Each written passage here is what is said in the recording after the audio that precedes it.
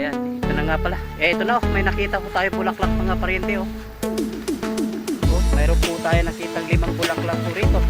Ayan, may isa riyan. Isa rin dito. Mayroon po isa po riyan. May 2 po rito. Pero hindi naman po lahat nitong bulaklak mga pariente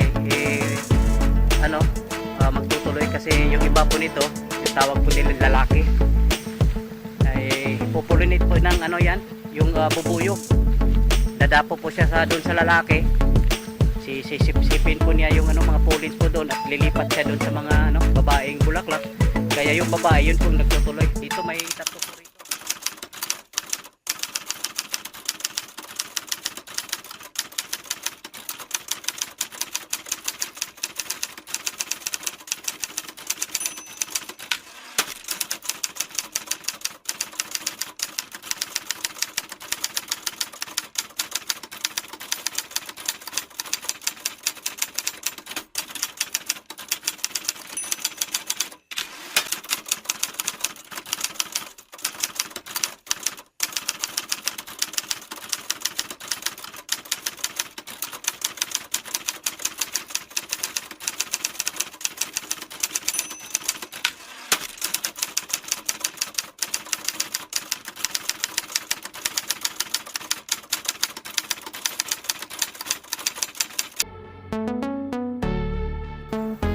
Mga pariente, isang maambon na umaga.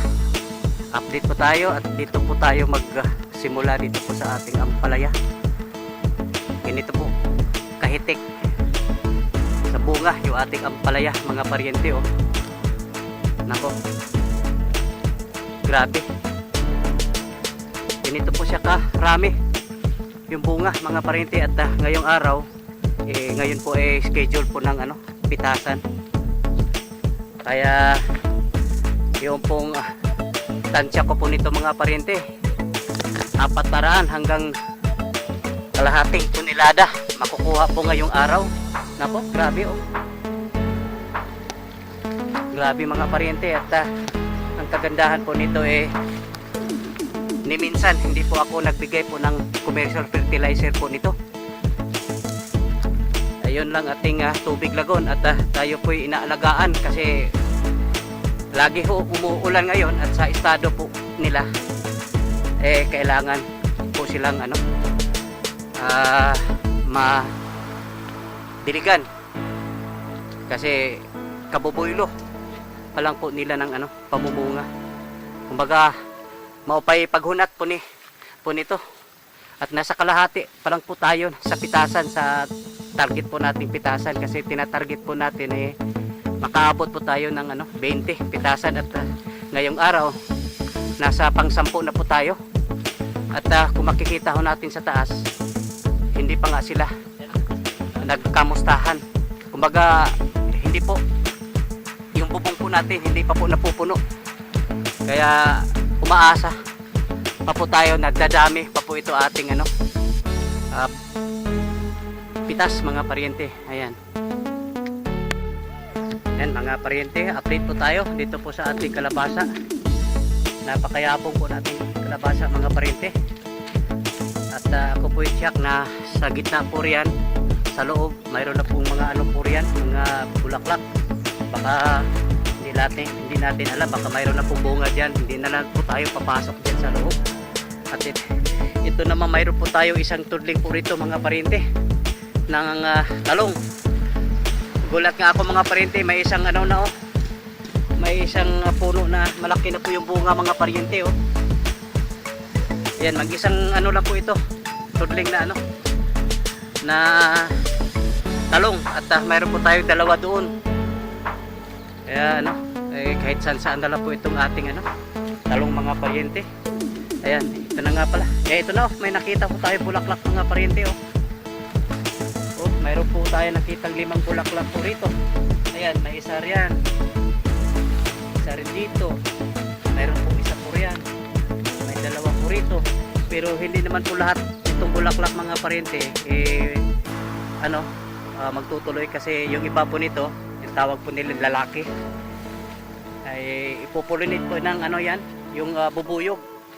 Dadapo po siya doon sa lalaki. sisip-sipin po niya yung ano, mga pulin po doon at lilipat siya doon sa mga ano, babaeng bulaklak. Kaya yung babae yun po nagtutuloy. Dito may tatlo po rito. Kaya ako po tiyak nasa gitna po rito. Marami pong ano, baka may mga bunga na po yan mga paryente. Ayan. Ayan mga paryente, update po tayo sa ating mga crops po rito. Mayroon po tayong tatlong crops po rito. Okra, siling panigang at saka mayroon po tayong dalawang tudling po dun sa unahan. Yung talong. Ito na po yung ano, kalagayan ng ating okra ngayon mga paryente. Malulusog po sila mga paryente. Pero pansin natin na inumpisahan na po, inatake po ng insektos. Mayroon na pong mga butas-butas na dahon mga paryente oh. Kailangan na rin po ito ano, bigyan ng pampamoy mga paryente. Matagal na rin po kasi tayo hindi nakapag-spray po rito.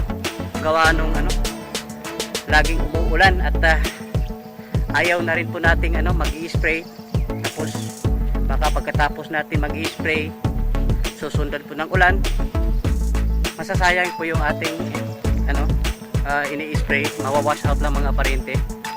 Ayan, ito na po yung ating ano, siling panigang. Ayan, at mayroon po tayong, ang sabi po eh, ano, magaganda daw yung ating talong po rito, itong dalawang tudling. Eh, totoo nga mga paryente, napakaganda yung po ating talong po rito. Ayan no. Gaganda po ng ano, talong po rito mga paryente. Balit dalawang tudling na po ito kasi yun na nga, nagkagulo-gulo po yung ating ano, yung ating pagtatanim po ng talong kasi nung nagpunla po tayo nahaluan po ng kamatis. Kaya kahit saan na lang po itong talong natin, itong mayroon na nga mga paryente oh. Ito, nalalanta. Sigurado uod po ito mga paryente. Ayan, sana hindi uulan mamayang hapon. Makapag spray po tayo rito para naman mapigilan. Hindi pa naman ano, hindi naman po ano, marami po yung inatake mga paryente pero nagumpisa na po sila. Kaya mamayang hapon sana hindi umuulan kapag spray po tayo rito. Ayan. Yan mga paryente, update po tayo dito po sa ating talong. Yung edad po nito po eh 10 buwan na. Bagamat hindi magaganda yung pong dahon po nila mga paryente, pero ang daming bunga. Marami pa rin po siyang bunga at ito po ay dulot ng ano, palaging umuulan. Laking tulong pala mga paryente sa ano, yung tubig. Ayan at alos ani kita po sa napabahaan bagulang no, lagon. Yan, ito po ano, napaduluyan na rin po ng tubig lagon. Kasi yung tubig lagon mga paryente, yun na lang po yung ano, ipinalit po doon sa ating ano, commercial fertilizer. Pero kitang-kita naman po natin mga paryente, hindi kagandahan yung bunga pero yung dahon po niya pero napaka-itik po sa bunga. Ang dami po bunga mga paryente.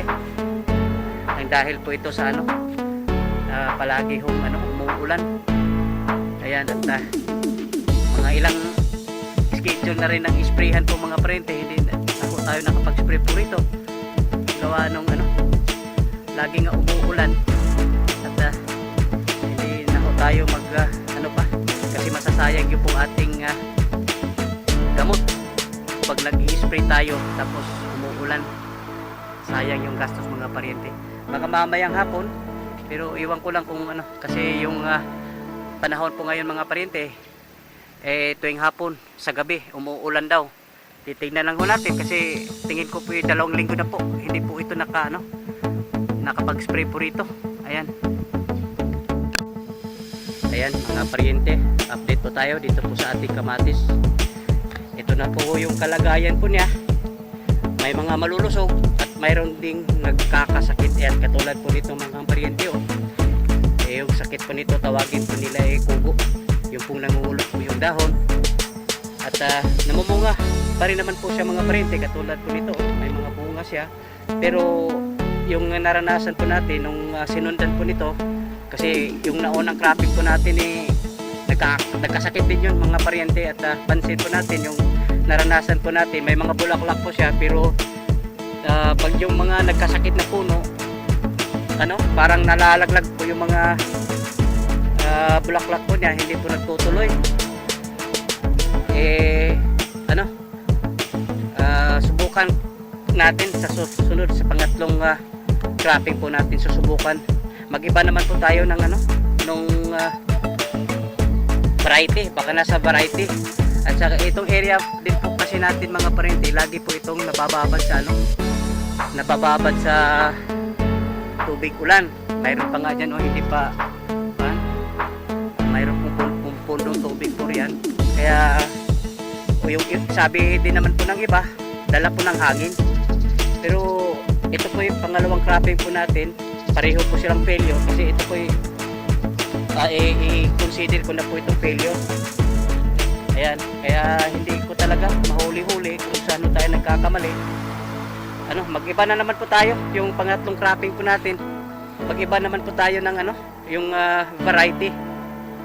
At saka baka naman din po sa area kasi lagi po kasi itong nabababal nga sa tubig. Mayroon pa ngang maraming ano, pumupundong tubig po riyan. At yung pagkakalam ko itong kamatis po ayaw na ayaw po nito no, ano, laging nababasa o ano, nabababad sa tubig. Yan. Alin man po yung dahilan yung ano, pangalawang cropping na hindi ko na medyo pareho po silang ano, failure. Kaya sa susunod na cropping, mag-iba na naman po tayo ng variety. Baka nasa variety mga pariente, pero ang pagkakaalam ko po nito, ito po resistant doon po sa ano, yung mga sakit. Pero ganun pa man, marami pong ano, nagkakasakit pa rin po siya mga pariente. Ayan, ayan mga pariente, silip na naman tayo dito sa ating ano, pre-race. Silipin po natin yung ating asola, pati na rin po yung ating incubator. Ayan, ito na nga pala yung po ating ano, layers. Pati nalinis yung paligid mga pariente, nakapag ano po sila, mower. Ayan, ito talaga yung asola, dapat ano, maaalagaan ito ng ano, yan pong ano, pinagbilin ko po kay kasamang Joshua. Ito po asola, dapat maaalagaan. Sa ganun makaano po tayo, tipid po tayo sa ano, ating patuka. At tuloy-tuloy naman daw po yung ano nila, harvest. At ito daw ang dalawa nilinis. Ayan, kasi pinasukan nga tayo ng palaka. Ayan, ito nga po yung ate asola. Kasi ginawa ko po ito ng 6 na pans para araw-araw makapag harvest po tayo ng ano, isang pan. Ayan, may napansin po tayo rito. Yan pong lumulutang po yun po ating abono. Dapat dinuduro po yan para kasama na po sa tubig. Kasi kusang ano, inilagay lang, dapat dudurugin po yan. Sa silipin po natin ating incubator.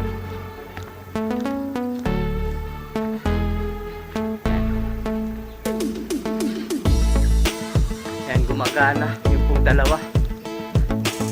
Yung sabi ko po kay ano, buti na lang mga parente, yung pong ating hatching rate tumaas na. Ang dami na po natin ng ano, mga sisiyo po rito. At ito nga pong ating dalawang incubator, pinagpilin ko po yan. Sinabi ko na po kay ano, Joshua nga pala, na dapat isa lang po, salitan po sila.